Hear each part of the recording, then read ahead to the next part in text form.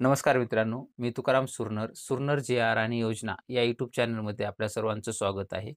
आजच्या व्हिडिओमध्ये एक अत्यंत महत्त्वाची माहिती पाहण्याचा प्रयत्न करणार आहोत आपण. तो म्हणजे 31 मे 2025 पर्यंत फार्मर आयडी म्हणजेच तुमचं शेतकरी ओळखपत्र काढण्यासाठी तुम्हाला तारीख देण्यात आलेली आहे.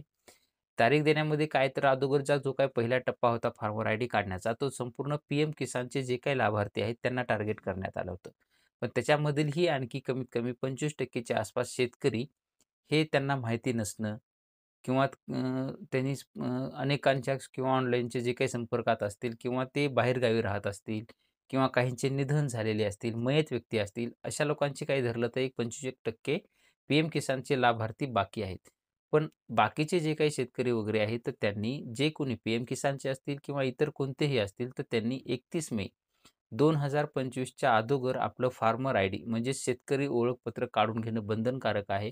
कारण की तुम्हाला इथून पुढे कुठल्याही योजनेचा लाभ घ्यायचा असेल, म्हणजे जर समजा महा-डी-बी-टीमध्ये सुद्धा तुम्हाला आता फार्मर आयडी टाकावा लागणार आहे. पीक विमा भरताना सुद्धा तुम्हाला फार्मर आयडी टाकावा लागणार आहे.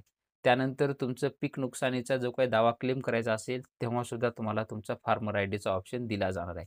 तुमचे पंचनामे जर केले जात असतील किंवा नुकसानीची अवकाळी असेल किंवा अतिवृष्टी असेल, त्याचे पंचनामे करत असताना सुद्धा तुमच्याकडं फार्मर आयडी असणं गरजेचं आहे. तरच तुमचा पंचनामा वगैरे केला जाईल, अन्यथा केला नाही.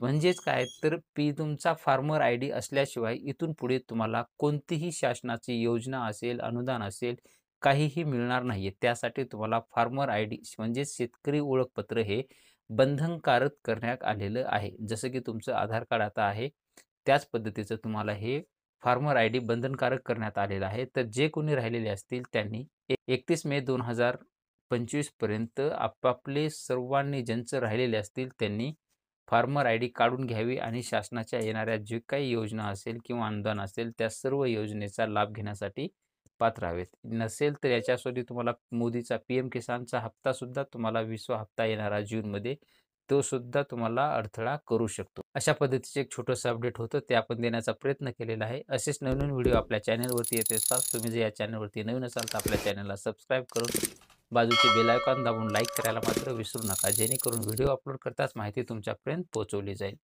भेटूया नवीन माहितीसह नवीन व्हिडिओमध्ये. धन्यवाद.